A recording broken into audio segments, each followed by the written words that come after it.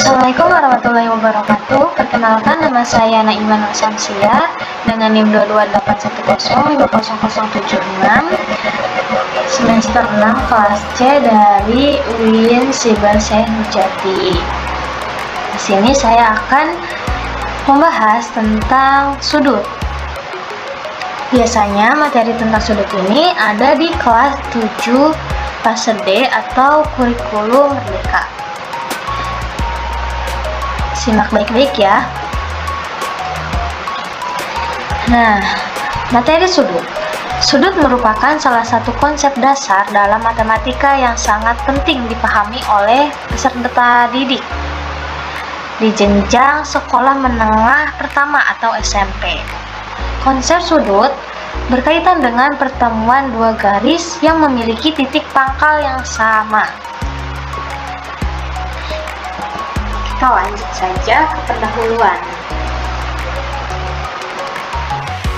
Singkatnya, materi tentang sudut ini tidak hanya berguna untuk kebutuhan akademik, tetapi juga sangat relevan dalam kehidupan sehari-hari, seperti saat membaca waktu di jam dinding, memahami desain bangunan, atau memperkirakan arah dalam navigasi.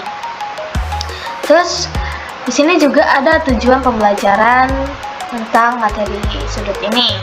Yang pertama, dapat memahami konsep dasar sudut sebagai dua sinar yang bertemu dalam satu titik pangkal. Yang kedua, dapat menjelaskan besar sudut yang dinyatakan dalam satuan derajat. Yang ketiga, dapat mengetahui bahwa satu putaran penuh memiliki besar sudut 360 derajat.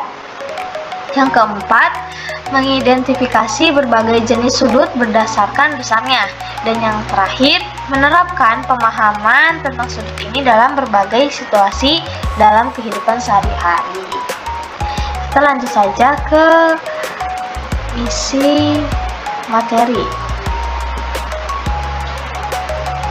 Nah, di isi materi ini kita terbagi menjadi 3. Yang pertama ada pengertian sudut, yang kedua ada bagian-bagian sudut, dan yang ketiga ada jenis-jenis sudut. Kita lanjut ke pembahasan. Pembahasan yang pertama adalah pengertian sudut. Oke. Dalam matematika, sudut adalah suatu daerah yang dibentuk oleh dua sinar atau garis yang saling berpotongan, yang titik pangkalnya berimpit atau sama. Titik temu dua sinar garis tersebut dinamakan titik vertex. Dalam bahasa matematika, sudut itu dituliskan atau disimbolkan dengan tanda menyiku.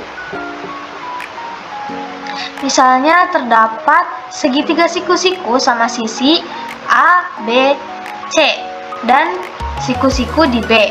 Maka besar masing-masing sudut dari segitiga siku-siku sama sisi A, B, C dapat ditulis sudut B sama dengan 90 derajat. Sudut A sama dengan sudut C sama dengan 45 derajat. Nah, setelah kita tahu pengertian dari sudut, kita lanjut ke bagian-bagian sudut. Bagian-bagian sudut ini terbagi menjadi 3 juga.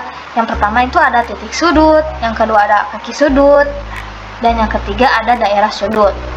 Nah, apa sih titik sudut itu? Titik sudut itu titik tempat dua garis atau garis bertemu dan membentuk sudut. Biasanya nih di titik B. Ini adalah titik sudut. Kemudian kaki sudut. Kaki sudut itu adalah dua garis atau sinar yang membentuk sudut dan bertemu pada satu titik pangkal yang sama. Nih, dari garis B ke C ini adalah kaki sudut dan B ke A adalah kaki sudut juga. Dan yang terakhir itu adalah daerah sudut. Daerah sudut itu adalah daerah yang antara dua kaki sudut. Ini yang namanya daerah sudut. Nah, kita Lanjut ke pembahasan yang terakhir, yaitu jenis-jenis sudut. Jenis-jenis sudut ini terbagi menjadi 5. Yang pertama ada sudut lancip, yang kedua ada sudut siku-siku, yang ketiga ada sudut tumpul, yang keempat ada sudut lurus, dan yang kelima ada sudut refleks. Sudut lancip ini biasanya besarnya sudutnya itu 0 sampai 90 derajat. Kemudian di sini ada sudut siku-siku. Biasanya sudut siku-siku ini besar sudutnya 90 derajat saja, tidak lebih.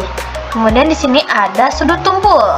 Sudut tumpul ini besar sudutnya 90 derajat sampai 180 derajat.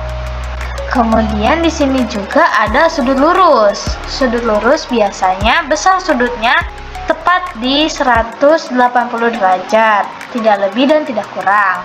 Dan yang terakhir ada sudut refleks. Sudut refleks ini biasanya besar sudutnya dari 180 derajat sampai 360 derajat. Bagaimana? Apakah dapat dipahami? Kita lanjut aja ke latihan di sini.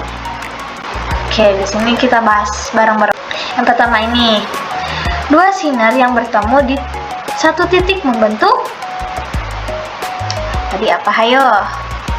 Ya, betul, bentuk sudut. Jawabannya B. Kemudian, soal yang kedua, besar sudut yang tepat sama dengan 90 derajat disebut 90 derajat. Ya, betul, sudut siku-siku. Jawabannya C ya. Kemudian di sini soal yang ketiga, sudut yang besarnya lebih dari 90 derajat tetapi kurang dari 180 derajat disebut. Iya, betul, sudut tumpul. Jawabannya B ya. Kemudian di sini soal yang keempat, satu putaran penuh sama dengan titik-titik derajat. Pinter, 360 derajat. Jawabannya D. Dan soal yang terakhir nih, alat yang digunakan untuk mengukur besar sudut adalah, pinter banget sih, betul, busur derajat. Jawabannya C. Kalian hebat-hebat banget sih. Kita lanjut aja ke kesimpulan ya. Oke, kesimpulan dari materi sudut ini mencakup pemahaman bahwa sudut itu kan terbentuk dari 2 sinar yang bertemu pada satu titik pangkal yang disebut titik sudut. Kemudian, besar sudut itu dapat diukur dalam satuan derajat, di mana satu putaran penuh bernilai 360 derajat. Berdasarkan besarnya sudut terbagi beberapa jenis, yaitu ada sudut lancip, ada sudut siku-siku, sudut tumpul, sudut lurus, dan sudut refleks. Untuk mengukur besar sudut, kita dapat menggunakan alat yang bernama busur derajat. Pemahaman konsep sudut ini juga tidak hanya penting dalam pembelajaran matematika, tetapi juga sangat berguna dalam kehidupan sehari-hari, seperti saat membaca waktu jam dinding. Terus juga jam analog, bisa memahami rancangan bangunan atau menentukan arah dalam navigasi. Jadi materi tentang sudut kita cukupkan sampai sini. Semoga bermanfaat bagi kalian. Wassalamualaikum warahmatullahi wabarakatuh.